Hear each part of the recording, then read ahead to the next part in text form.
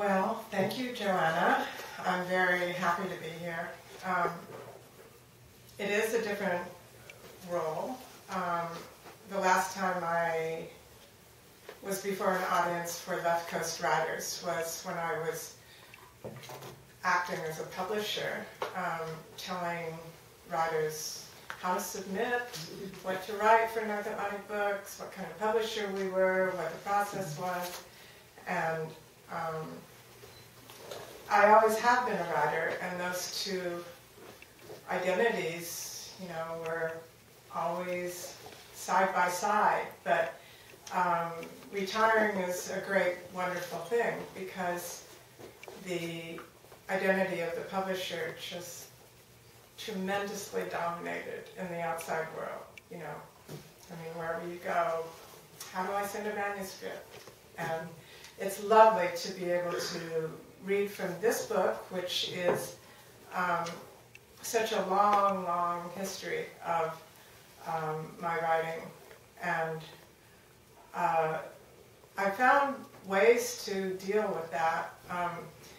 I don't know if you have seen the book trailer that's on YouTube that I made for this book. It basically was having to grapple with how would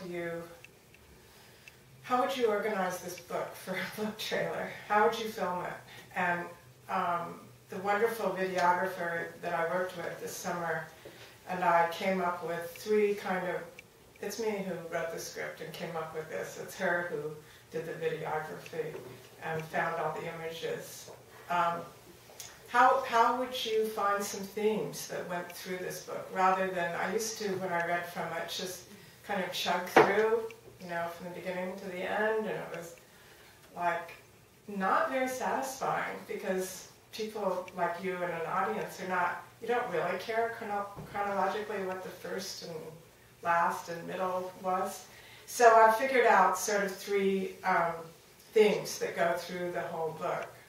First of all, artistic roots and process, and this also mirrors the book trailer. You'll see it's exactly the same kind of breakdown. Reading poems about that, reading poems about my tussle with soul, spirit, psychic reality, what is it to build a spiritual consciousness, and then poems about desire in any form, meaning relationship with family, with children, with husband, lovers, friends, parents. And then, of course, the great thing about doing something like that, getting three nice categories, is you begin to realize that these poems fold in all three in one poem. And so practically every poem that you hear, as in life, is a mixture of those three things. Who you were artistically and how you got that way, what you're trying to do with spiritual, psychic information, and how you get along in the world of relationship. The first poem I'm going to read is from Psyche, long narrative poem, which starts with the earliest artistic movement that I really embraced, and that was ballet. The first books of it, or the first book is about the first 7 poems, are completely focused on whether the reason we knocked ourselves out, 3 times a week in the advanced children's class, why? Why? You had to give up skiing, you had to give up horseback riding. And I began to play with the idea that being somewhat enthralled with the ballet teacher was a lot of it.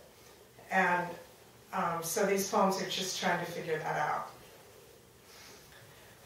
out. Psyche is based on H.D.'s Helen in Egypt in terms of form. It has italics at the top, which set out the content that's going to be developed in the stanzas that then go down the page.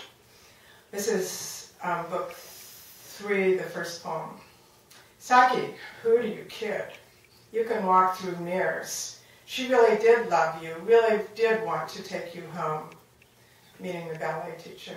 Why were you so curious about where she lived, who her family from India were, the coincidence of time, of contiguity, contiguity, that she lived so close to you in Denver and Central City? Central City was a gold mining town that my family had a home in. So there is a fair amount of memoir in these poems. My ballet teacher lived in a huge house on Columbine and 13th Avenue, a block from my grandparents. They are all dead. Others live there now. No more Indian cousins, no infatuated beginning student moving swiftly. Her tiny foot arched so high to show us a white curved baby mourning dove, then crammed into black taffeta spike heels, no larger than the tiniest loaf of bread I can bake. An orchid on her head at the traveling troops, ballet theater, Belarus to Monte Carlo. She needed a playmate. For the child from India, my age, I came to her house to play with her, later to practice my court jester's dance, a part I did not like. I wanted to be a sylph, a lady in waiting, but at least I had my own dance. I walked by her house after school. Face backward, Denver. Face forward, Plainfield cows grazing on hillsides. Human geography, beautiful particulars revealed in the palm of a hand.